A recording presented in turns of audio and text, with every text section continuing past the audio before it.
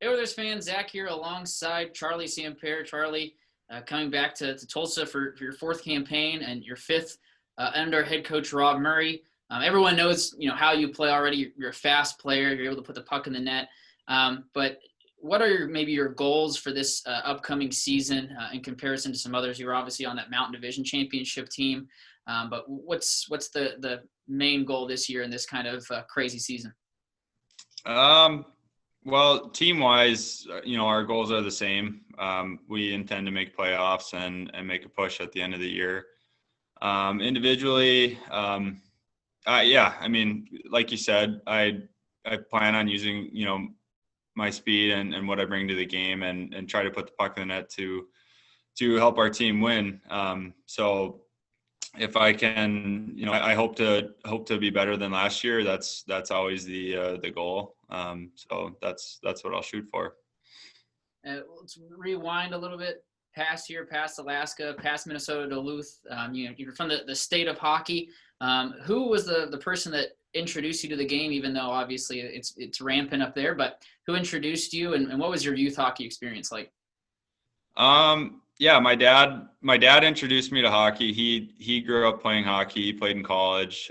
So he had me on skates when I was, I think, 4 years old. And then the following year I was playing organized hockey. So, and in Minnesota, it's pretty typical to play youth hockey growing up, it squirts, peewees, bantams, and then into high school. And my goal was always to play Division I hockey, and I had a chance to do that, and now I'm here.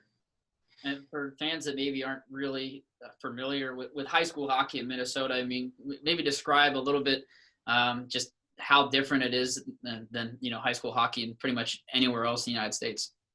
Yeah, it's pretty big deal. I would say it's comparable to like football here in Oklahoma. They have a huge state tournament at the end of the season, and yeah, it's a big deal. It's something. If you're from Minnesota, it means a lot to those kids playing high school hockey. So. And you stayed in state collegiately, ended up at Minnesota Duluth. What led you there over maybe some other schools? Well, at the time I wanted to play in Minnesota, be close to my family, so they could watch, and it was an up and coming program, and now unfortunately I wasn't able to be there for their most recent championships, but they've pretty much solidified themselves as a top program in the nation. So it just, I wanted to be a part of that, and like I said, it was close to home. So at the time, it seemed like a good fit. With this season, it's a little bit different, but on a typical season, what is it that you like to do away from the rink to wind down, and maybe what has changed on your approach with things with you guys being in the bubble now? Well, typically away from the rink, I love to golf. You're outside and it eats up a good chunk of the day. So, golfing is my favorite thing to do. Otherwise, I mean, I like hanging out with the guys, and I love watching football. So, yeah. And as far as this year goes, obviously it's a strange year. But we just, we do what we can to stay, keep ourselves busy. And, I mean, we still get to come to the rink every day. So that's what matters.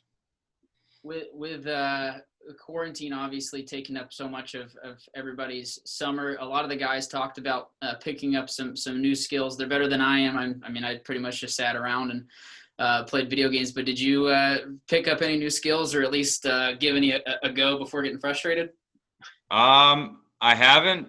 I wouldn't say I've picked up any skills, but I have started.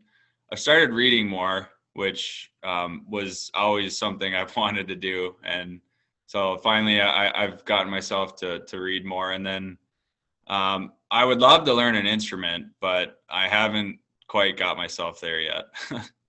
What kind of books have you been reading?